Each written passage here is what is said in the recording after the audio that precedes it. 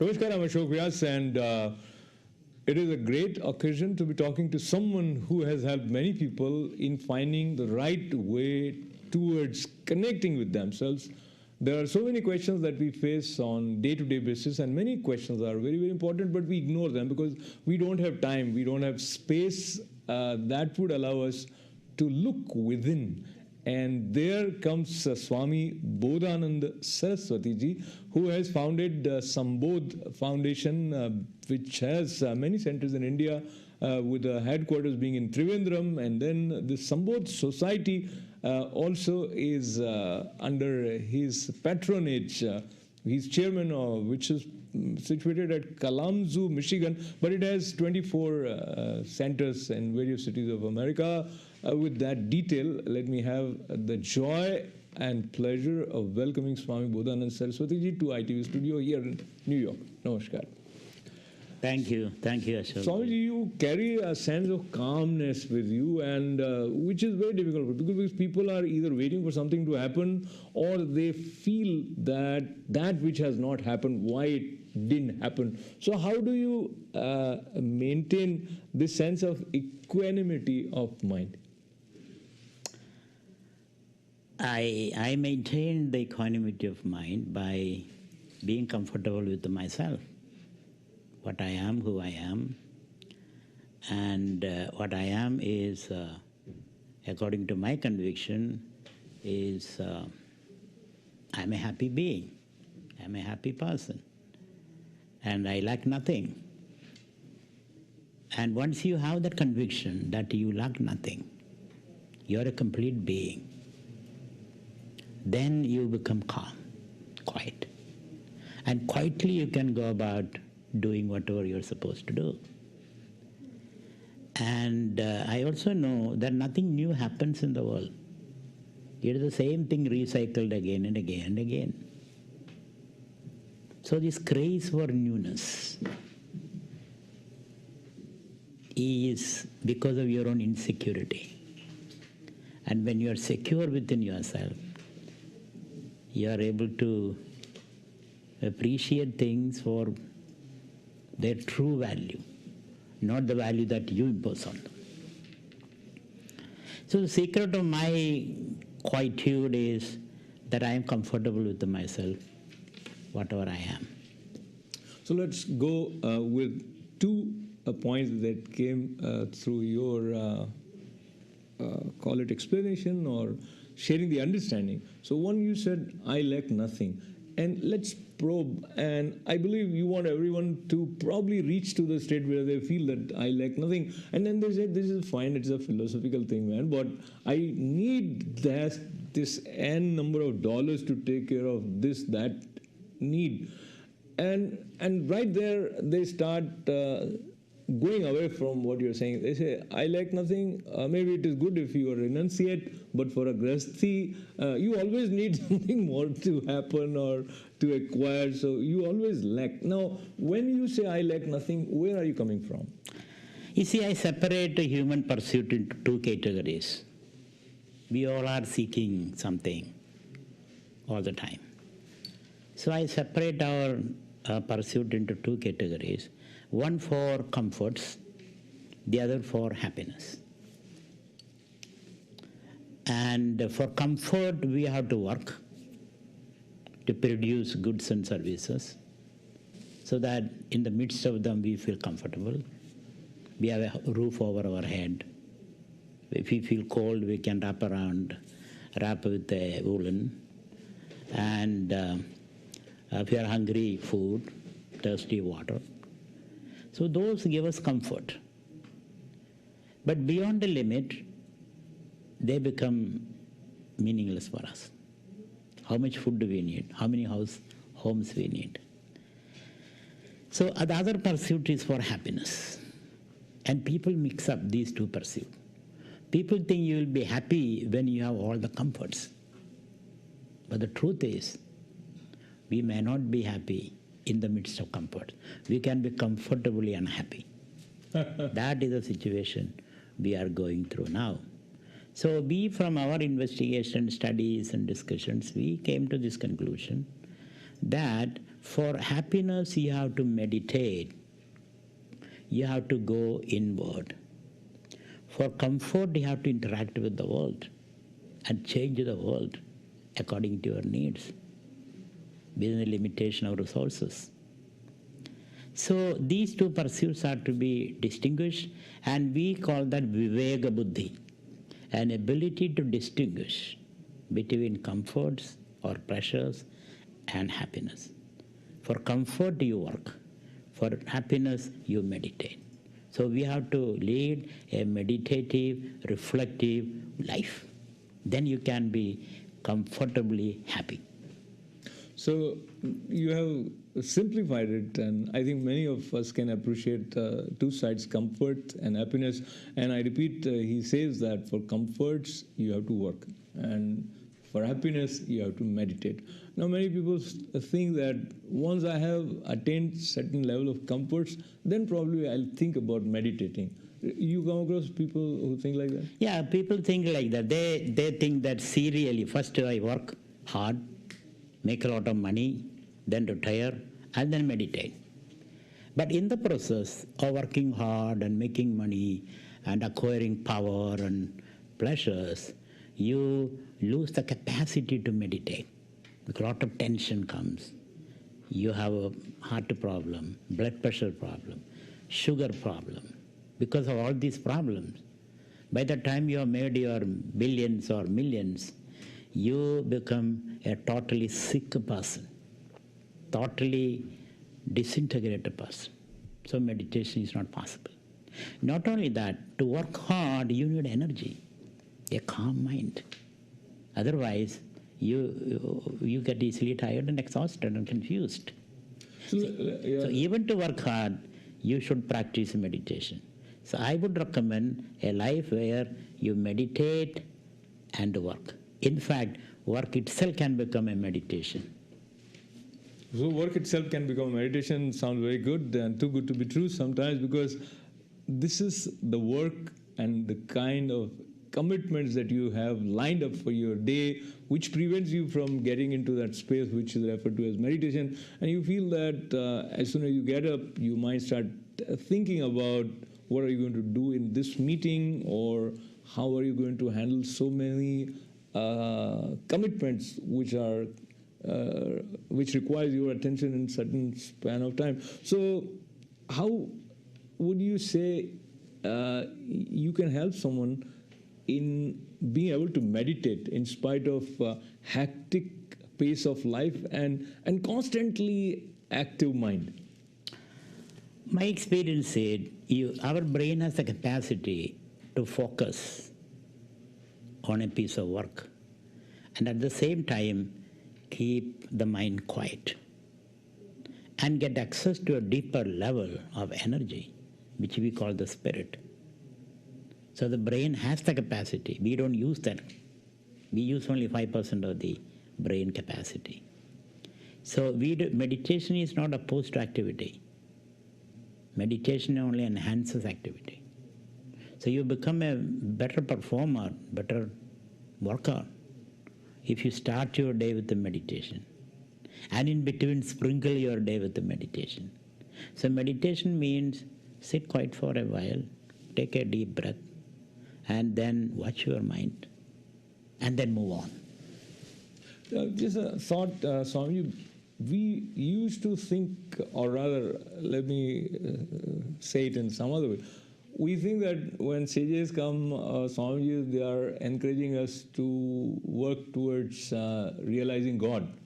And the way we are talking about meditation, we haven't referred about the presence of God or the need to be one with God. And then the question of the form and formless would also come. So to bring back in simple words, meditation and the concept of God, is that clarity kind of... God is, apart from a word, God is a spirit that animates each one of us.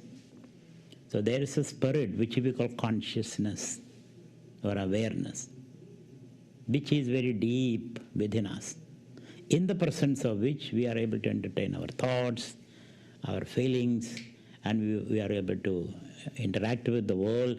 It's all possible because of the presence of the Spirit in us. That Spirit is called God. And our project is to activate that Spirit as we interact with the world, which is God realization. So now, talking about the certain small tips that might help someone who has never ever found himself actually meditating, and they feel that this is for some other kind of people, it's not for me. So do you think you need certain type of personalities which can meditate and it's not for all? It is for all, because all of us enjoy that Spirit in us.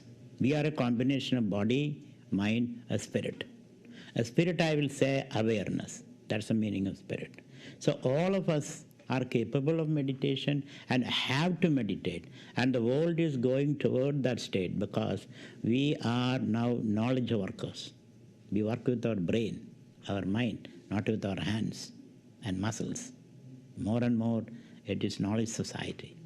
So in knowledge society, meditation becomes very, very important. And you have the time too, because you are sitting in an office, or you are driving, or you are meeting and discussing with the people. So in that environment, meditation becomes very, very important. And it doesn't take time. You have to only sit down quietly and then take a deep breath and watch what is going on in the theater of your mind.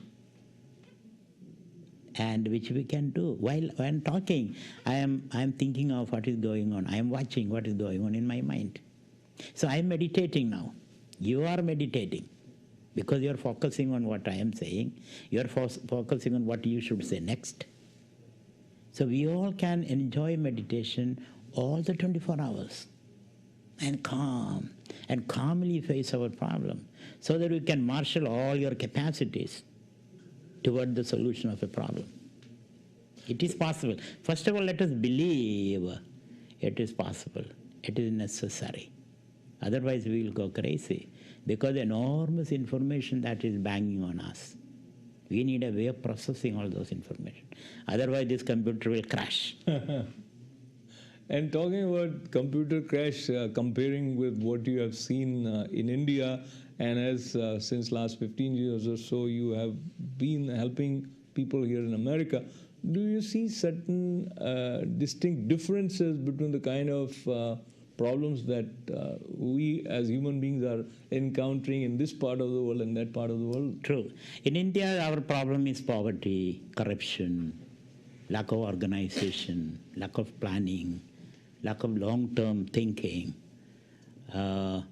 That's our problem. Our problem is more material, materialistic, economic, political. Whereas here, the problem of the lack of purpose, meaninglessness. And because of lack of purpose and meaninglessness, the zest for life is missing. It's all pleasure, no depth.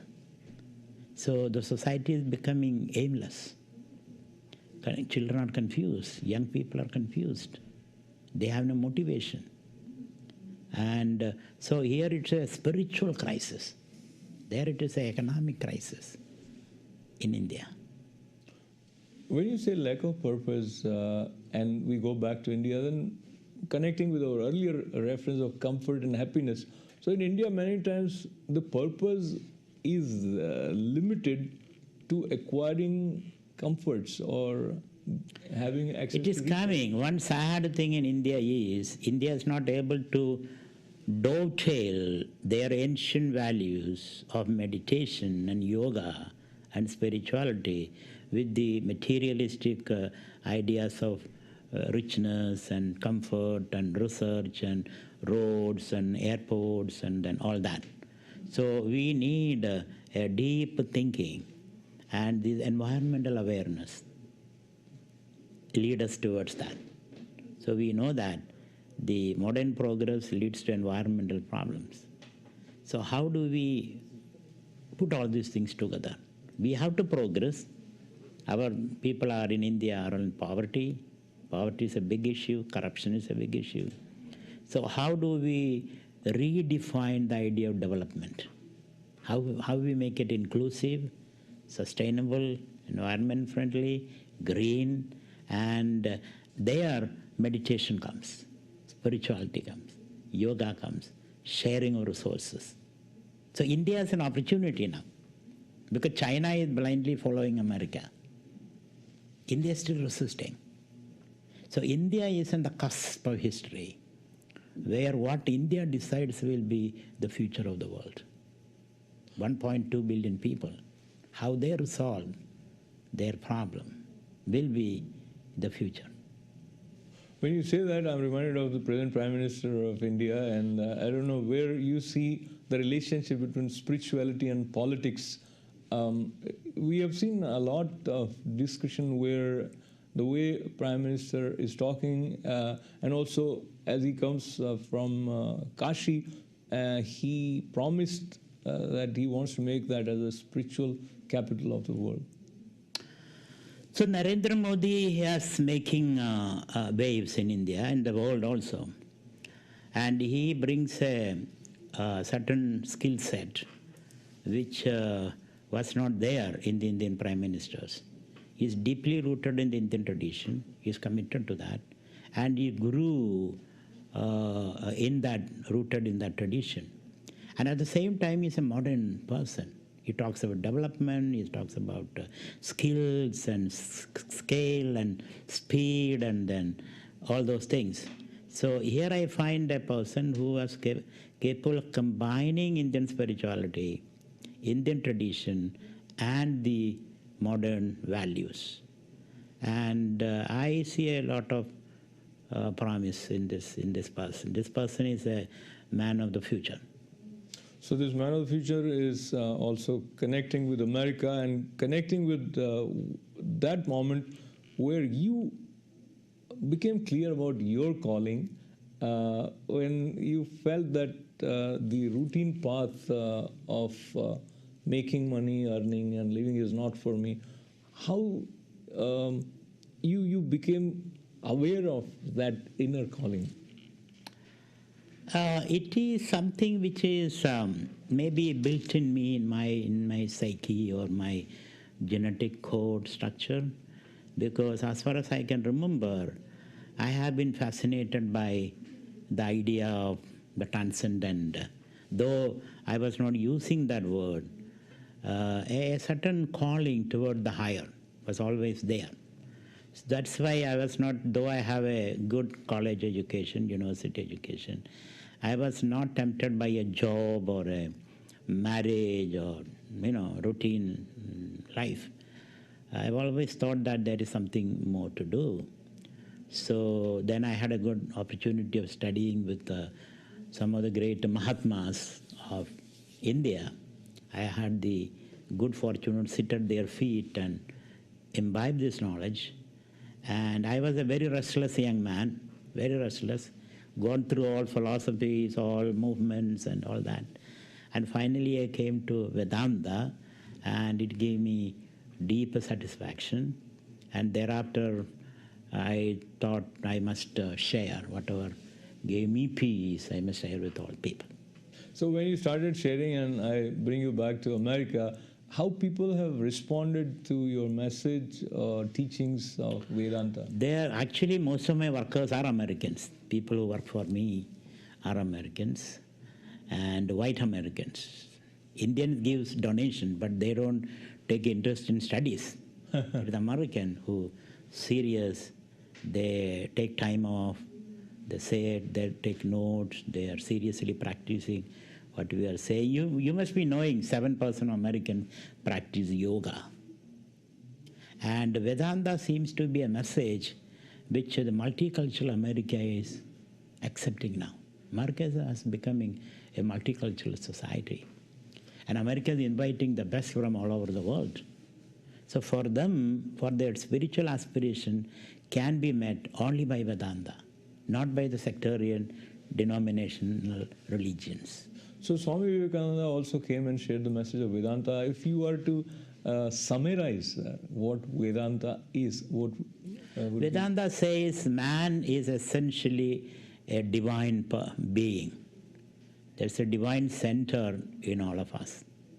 A center which is pure, which is divine, which is blissful, which is intelligence, and that divinity is to be manifested in your interactions. Whether you are a professor or a plumber or a brain surgeon or a barber, through your work, interactive work, productive work, you must unfold that divinity, that power. That's the message of Vedanta.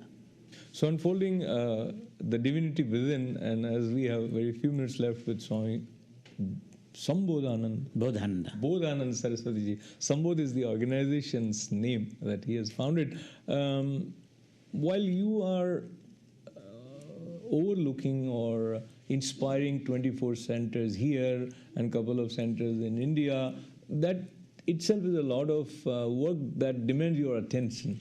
And when we have things that demand our attention, we get into that state of stress sometimes, because we feel, oh, this is not happening, I am trying so much, yet it is not the perfection which I have managed to achieve. So tell me your way of staying away from stress and yet doing so much, and any suggestion that you have for us. My belief is you can never be perfect in action. Action is always imperfect. Action can be only optimal. So do your best and leave the rest to the cosmic intelligence. Because it's the cosmic intelligence which functions through all of us.